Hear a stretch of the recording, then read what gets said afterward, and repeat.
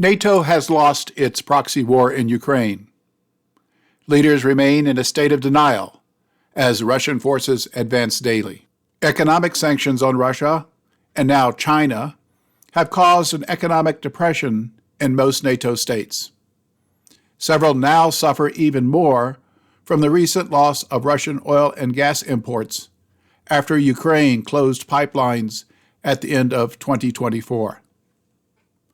As a result, nationalist political parties are gaining strength in Europe, who say their nation should not suffer to support imperial goals of the Anglo-American empire. These are labeled far-right by corporate media, even though they are anti-war and pro-worker. Tales of the American Empire produced a resurrection of the Austro-Hungarian Empire, about talks among several NATO states to form their own economic bloc that would allow free trade with Russia and China and block mass immigration. See it linked in the description.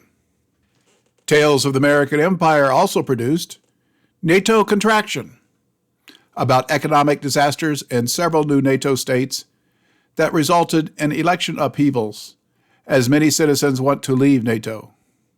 The loss of Eastern Europe would be a huge setback for the Anglo-American Empire as NATO fractures. Nations may leave NATO to avoid Anglo-American imperial adventures in Ukraine, Africa, and Asia.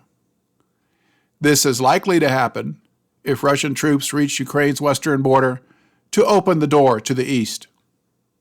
As a result, the Anglo-American Empire may risk World War III and send NATO troops into Ukraine to block further Russian advancement to thwart a rebellion by its NATO vassals. If that does not occur, the United States may take enforcement actions against some NATO members to force them to remain part of the alliance. Few Europeans are aware that the United Nations Charter allows this. The enemy state clauses is a term used to refer to Article 107 and parts of Article 53, which are exceptions to the general prohibition on the use of force in relation to countries that were part of the Axis during World War II. Under Article 107, the original United Nations members from World War II are allowed to take enforcement action against any state that had been an enemy during World War II, while Article 53 states that the renewal of aggressive action against a former enemy state does not require UN Security Council approval. These may be covert actions, too, which occur in Germany.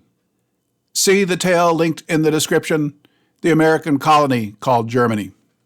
In summary, the U.S. military can legally conduct operations via NATO against Germany, Italy, Hungary, Bulgaria, Romania, Croatia, Slovakia, Albania, and Finland, and has covertly done so in recent years.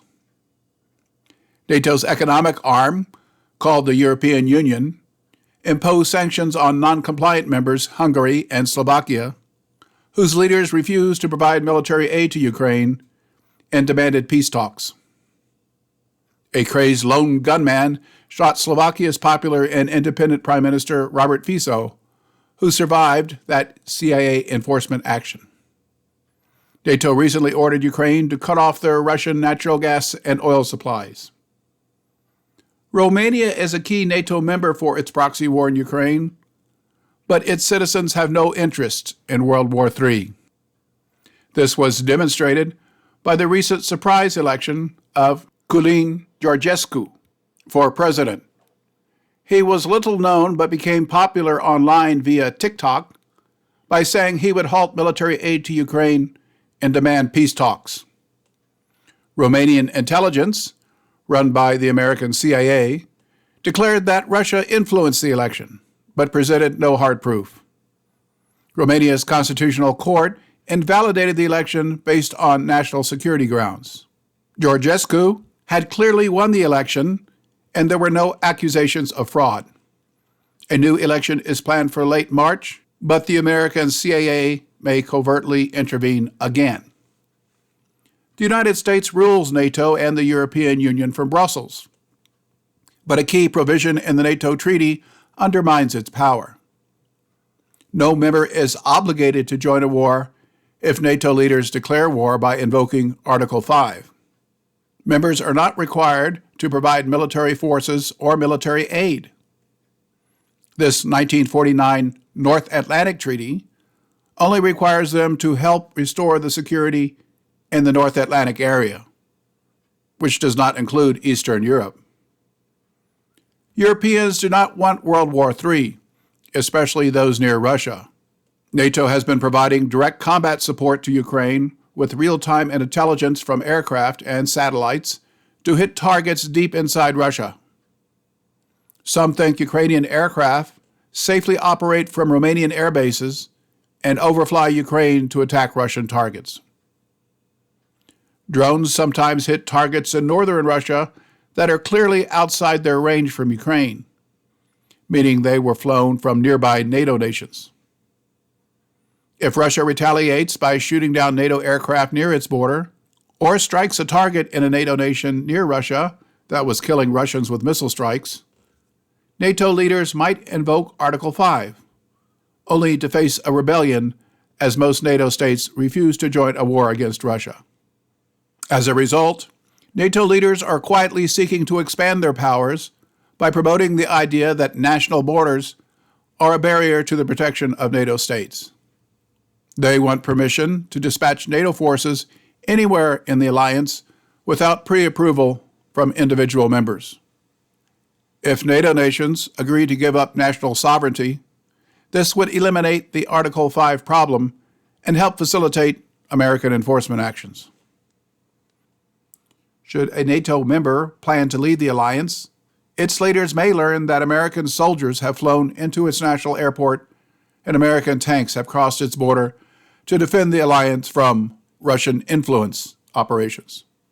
Should war tensions rise or Article 5 be invoked, NATO nations may learn from news reports that American combat aircraft have landed at its airfields and American soldiers have crossed its borders. The choice of joining World War III will disappear if NATO members cede national sovereignty by approving this plan. The idea of open borders for NATO forces is being promoted as common sense by German Lieutenant General Alexander Solfrank. He gives speeches to warn that Russia is clearly a threat and may employ non-military hybrid warfare to confuse Europeans.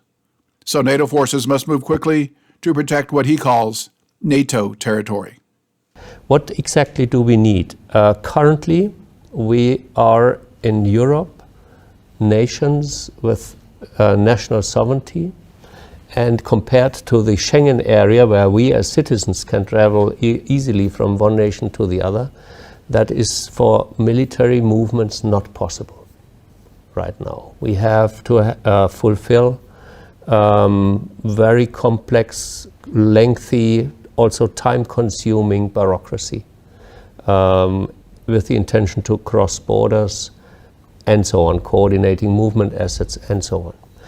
And this is the centerpiece of this corridor project, that neighboring nations sit together and say, okay, friend from my left side, friend of my right side, come on, let's sit together and let's reduce those border crossing regulations to a minimum. So in case we are to be attacked, that we can move forces easily through the corridor.